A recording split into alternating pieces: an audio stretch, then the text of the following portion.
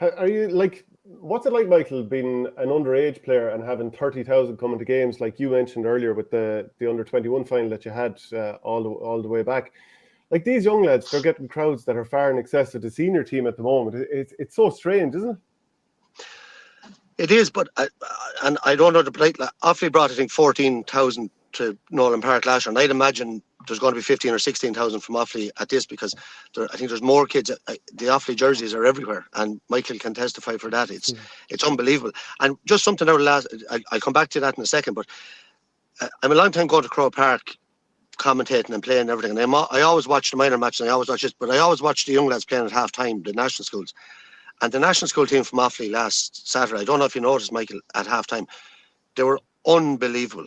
I don't think I've ever seen a better team at halftime.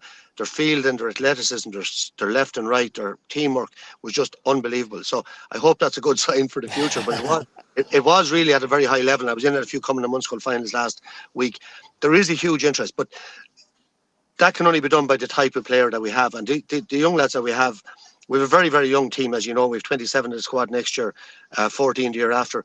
And you're not putting pressure on these lads now, but like the Adam Screenys and the Dan Raven, they're the younger lads. It's not just about them. Your Charlie Mitchells, your leaders, your Joe Hochters, your Mark Troys in the goals, and Sam Burke, and the lads in between, the Dan Burks. There's so many exciting talents. And the one thing is, and this is all Offaly people ever wanted, is that when you go out in the field, that you give it everything you have. And whatever happens at the end of the day, and play with a bit of flair and a bit of style and a bit of panache, and go for it. And that's what these lads do. And so that's, from our point of view, Shane, this team, I suppose we've been so long waiting for these type of players to come again, that the public have just fallen in love with them, really. And they're bringing massive crowds. Like, we do well to get a couple of thousand to our senior football, 3,000 or 4,000 to our senior footballers or hurlers championship matches, but these lads can bring 15, 16,000, and that's a credit to them. I'd like to see the supporters going in the same numbers to all the other matches, but that'll come in time. I understand that not, and you can't, and there's a cost involved, and there's families involved, and there's jerseys, and there's everything, but they have caught the imagination. And I think, Clare are another county that you can see rising very rapidly over the last couple of years in terms of their underage. They're in a lot of finals, they're producing a lot of players.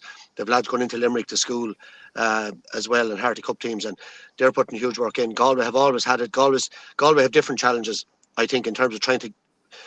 They've so many underage players, and Cork now have it over. If Cork wins Sunday, it's 3 20s in 4 years, isn't it, or 21s? Yeah. So who are the best players when you have so many? That brings a different challenge. Whereas we've always had to benefit from get as many as we can off any successful team. Go back to the 64 minor football team. 7 of them won Senior All-Irelands in 71. The Martin Furlans and Willie Bryans and Tony McTaggs and Eugene Mulligans of this world. They all came off that team.